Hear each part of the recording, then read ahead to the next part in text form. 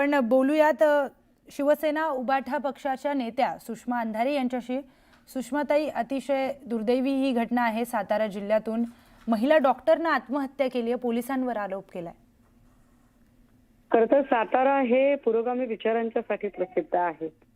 हा सातारा अनेक लोकांची, अनेक अत्यंत सुधारित विचार करणाऱ्या सुधारकांची भूमी आहे।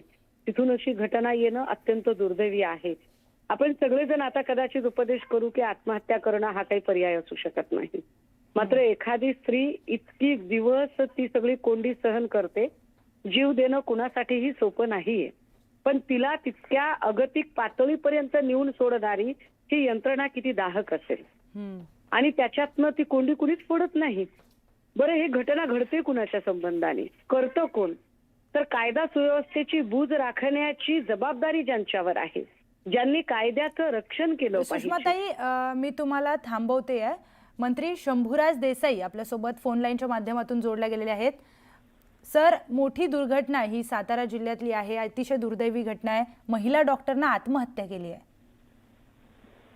हो, मला पण मगाशी थोड्या वेळापूर्वी हे समजलं आणि ते अत्यंत खेदजनक आहे, दुःखदायक आहे की अशा पद्धतीनं एका महिला डॉक्टरने आत्महत्या केलेली आहे।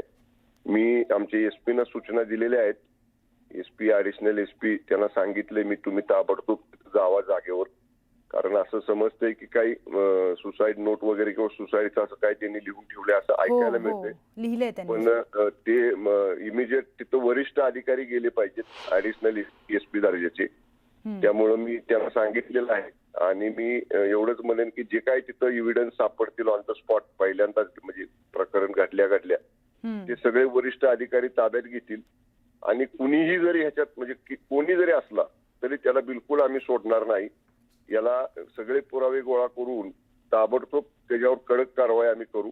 पण घडलेला प्रकार दुर्दैवी आहे, अत्यंत चुकीचा आहे, दुःखदायक आहे आणि पोलीस जातील ताबडतोब, तिथं वरिष्ठ अधिकारी पोहोचतील आमच्या जागेवर आणि आपण म्हणजे त्याच्यात नक्की त्यातल्या जो कोणी असेल दुष्कृत्य करणारा त्याला ताबडतोब आम्ही ताब्यात घेऊ।